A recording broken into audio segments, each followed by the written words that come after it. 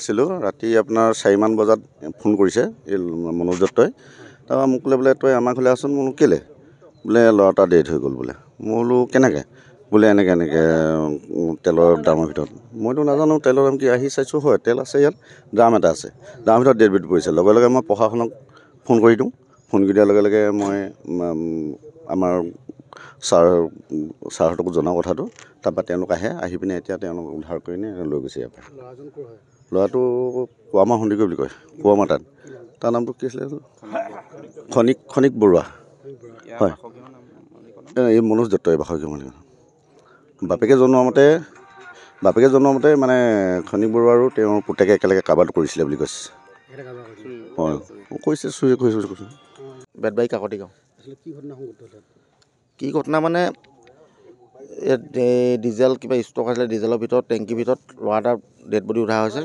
কুৱামাৰ সত্ৰ খনিক বৰুৱা। আৰু বিশেষভাৱে মই একো নাজানো, মানে কি ব্যৱসায় কৰি আছে কি হ'ব নাজানো। গাড়ী কাৰোবাৰ আহে কিবা কৰে, আৰু যিজনে ঘৰৰ মালিক মনোজ দত্ত তেওঁতো অসুখীয়া মানুহ, তেওঁ কিবা ট্ৰিটমেণ্ট কৰি আছে। আৰু কোনে কৰিছে কি কাৰোবাৰ এইবোৰ মই নাজানো ভালকৈ। আটক কৰিছে, গাড়ীত ভৰাই থোৱা দেখিছোঁ। আটক কৰিছে, পুতেক লগত আছিলে তেওঁ খনিক বৰুৱাৰ লগত।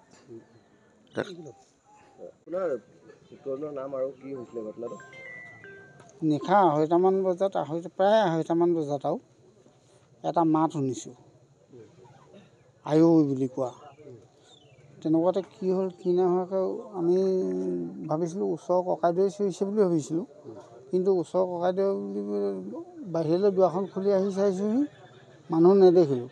তাৰপাছত তালৈ সেইফালে গ'লোঁ, তাত দেখিলোঁগৈ আপোনাৰ ল'ৰাটোৱে কালক কৰি আছে। লগত কৌস্তৱ দত্ত মোৰ ল'ৰাটো আছে। মোৰ ল'ৰাটো থাকোঁতে তাৰপিছত ড্ৰামটো এনেকৈ পেলাই দিবলৈ বিচাৰিলোঁ। মই বোলো যেনে তেনে বচাওঁ, সি মানে জোপ খাই গৈছে নহয়, উঠি গৈছে।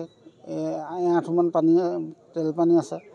তাৰপাছত পেলাব নোৱাৰি পেলাই মই ভিতৰলৈ আহি পেলাই দা এখনে ড্ৰামটো কাটি দিলোঁ।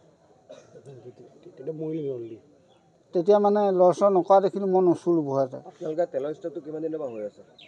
এইটো প্ৰায় 2 মাহমানৰ পৰা কৰি আছে। কোনে কৰি আছে? এই মৰা ল'ৰাটো আৰু মোৰ ল'ৰাটো আৰু দীপু বুলি কয় এটা। দীপু বুলি কোৱা দুইটা কিনাও।